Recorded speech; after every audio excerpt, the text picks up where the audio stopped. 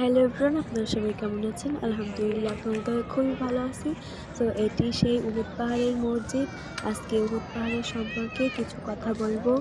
So এই উহুদ পাহাড় বাদদেশে সংঘটিত হয়েছিল, যা ইসলামের দ্বিতীয় সশস্ত্র যুদ্ধে এই উহুদের যুদ্ধ নামে পরিচিত। এই উহুদ পাহাড় নবী করিম এই উহুদ পাহাড়ে আহত হয়েছিলেন। নির্দেশে এই পাহাড় আল্লাহর নির্দেশে এই পাহাড় আশ্রয় দিয়েছিল। হযরত মুহাম্মদ সাল্লাল্লাহু আলাইহি ওয়াসাল্লামকে আশ্রয় দিয়েছিল।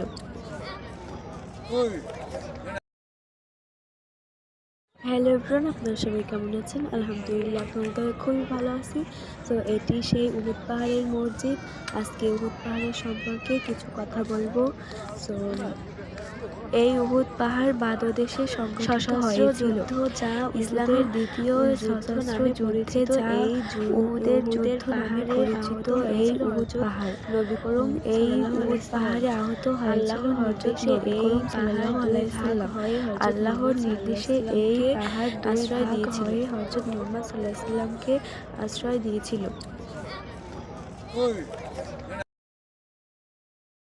হ্যালো এভরিওয়ান, আপনারা সবাই কেমন আছেন? আলহামদুলিল্লাহ, আপনাদের খুবই ভালো আছি। তো এটি সেই উহুদ পাহাড়ের মসজিদ। আজকে উহুদ পাহাড়ের সম্পর্কে কিছু কথা বলবো। সো এই উহুদ পাহাড় বাদদেশে সংঘটিত হয়েছিল, যা ইসলামের দ্বিতীয় সশস্ত্র যুদ্ধে এই উহুদের যুদ্ধ নামে পরিচিত। এই উহুদ পাহাড় নবী করিম এই উহুদ পাহাড়ে আহত হয়েছিলেন। নির্দেশে এই আল্লাহর নির্দেশে এই পাহাড় আশ্রয় দিয়েছিল। হযরত মুহাম্মদ সাল্লাল্লাহু আলাইহি ওয়াসাল্লামকে আশ্রয় দিয়েছিল।